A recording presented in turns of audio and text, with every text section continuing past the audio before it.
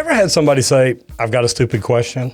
Well, let me tell you what, really in plumbing, there's not a lot of stupid questions. Some people ask questions because they need to know. Well, here's the thing. Today, I'm answering. You ask, I answer. Remember, I'm in Texas, so we may do things a little bit different than where you do. I know we do, because we get plumbers come here from California all the time and say, well, back home in California, here's what we do. Well, we don't do it that way here. So go back to California. Not really, but that's kind of the way it turns out. Here's the deal though. We have got some really good questions, and what I'm gonna do is I'm gonna go through them today and see how I would answer it. So here's the thing. If you ever have any questions about plumbing, do me a favor, leave them in the comments here. We're gonna come back and do this video again because we've got a ton of questions, but you never know when you're gonna get some that are better. So the first question is from Lloyd Pearson. Lloyd, number one, thank you very much. Thank you for subscribing. It says, hi Roger, some of the guys where I work will use a toothbrush instead of the flux brush. They find sometimes the bristles will come off when putting the flux on the pipe, and if missed,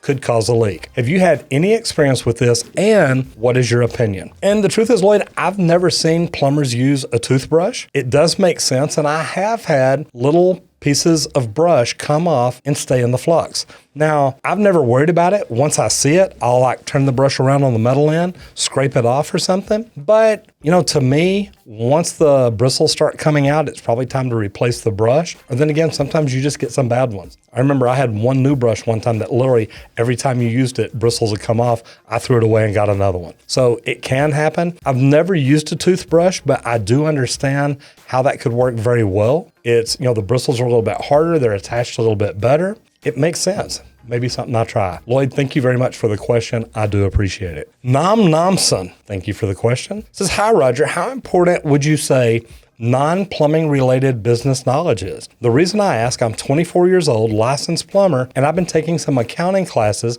to cope with the boredom of job loss. Number one, if you're a licensed plumber, you shouldn't be out of a job. We need plumbers all across the nation right now, and we've got a shortage for them. Here's the thing though, non-plumbing related business knowledge to me is huge. The thing is, when I started my own company, there were things I didn't know. Now, if you're taking, as you say, accounting classes, that's fantastic because I didn't really understand how to put together a good budget and how to stick to it. But with some accounting, I really think that's something that could have benefited me a lot. So Nam Namson, number one, tell me what part of town you're in or what part of the world you're in. And if you're wanting to own your own business, there's a lot of things to learn. And I think the non-related plumbing business knowledge is huge. Matter of fact, we just did a live video about books that I read that helped me get started. And E-Myth by Michael Gerber taught me there's a lot of things you need to know before you open a business. Anyway, thanks for the question. I really do appreciate it. Next, we've got Drippy Shikst, SHXT. And they're a subscriber. Thank you very much. Hey Roger, I'm a kid, but my parents hired a plumbing company because our toilets were messed up. All the plumber did was tighten a pipe, and at the end, they were slapped with a bill of $7,000. So they don't know what to do because it caught them out of surprise. Number one, if they got a $7,000 bill for a plumber just tightening something up, that's a little ridiculous. Number one, I would ask you, send me the estimate or send me the invoice. Send it to video@rogerwakefield.com. Let me look at it. If you're in the United States, and I'm saying that because you got the $sign at the end. If this is the United States and that's $7,000 on a plumber that just tightened up a pipe, that's kind of ridiculous. But anyway, I'd like to see the bill, what they say they actually did. And also when you send me that, let me know how long were they there. And another thing is, did they give your parents an estimate before the job was done? Because that's something we're trying to teach our guys to do, and we try to do on every single job. Anyway, thank you so much for the question or comment.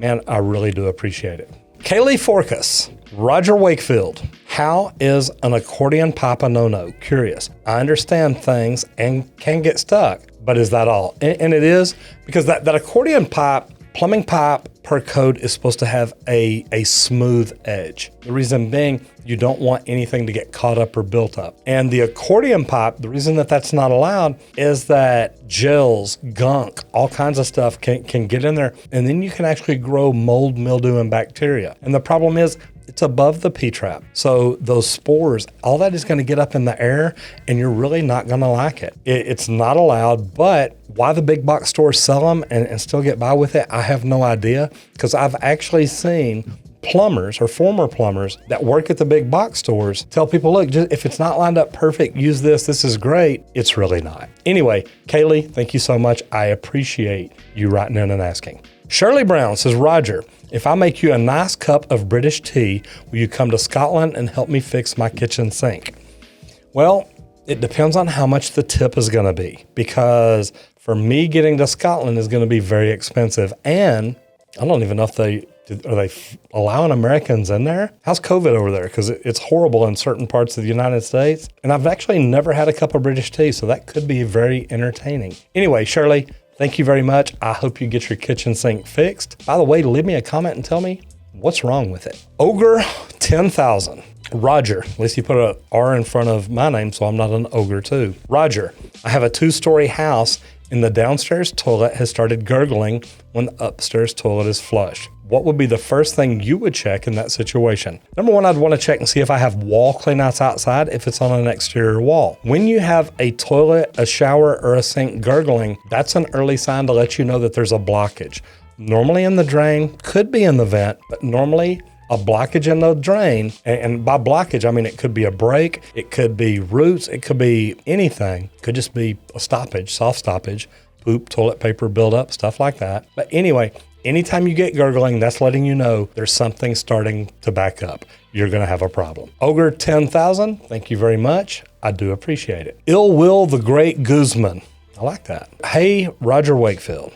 How do you deal with a client that won't stop using the water when cutting into the sewer line, such as using a toilet, using a sink, and etc.?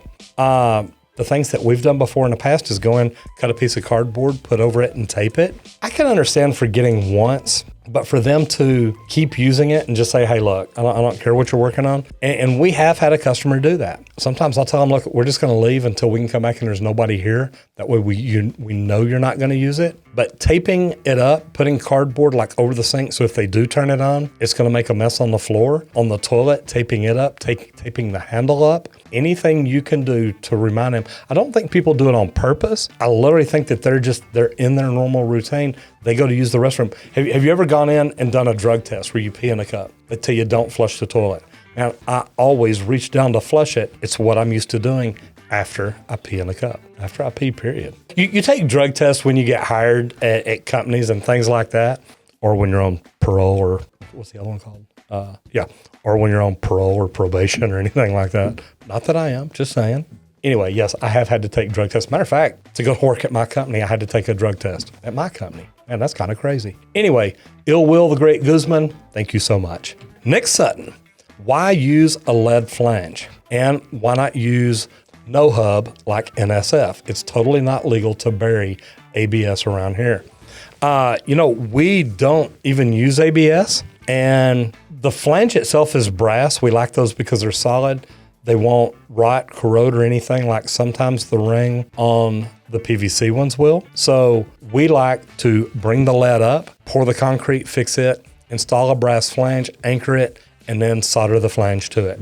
And here in Texas, we've been doing that for years. No hub, you know what? If we're doing a repair on ABS underground like that, we go back in with PVC or cast iron or whatever we're doing. The bands that we use that we call them shear bands.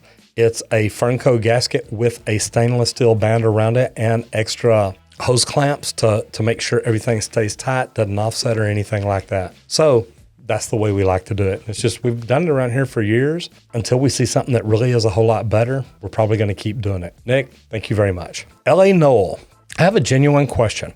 Why hasn't anyone mocked up clear plumbing pipes to see exactly where a blockage would be or any other problem? I'm curious on why it hasn't happened, and if it's not possible, then why is that? L.A. Noel, here's what I'll tell you.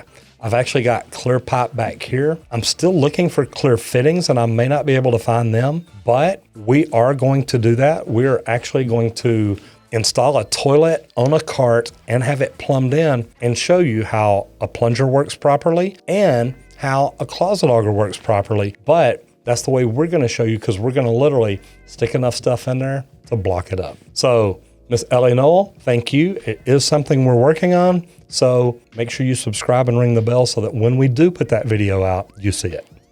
Ellie, also, if you're asking like your house, we've done a video where we used clear PVC P-traps, and you could actually put those on your lavatories, your kitchen sink, anything that has an exposed P-trap like that.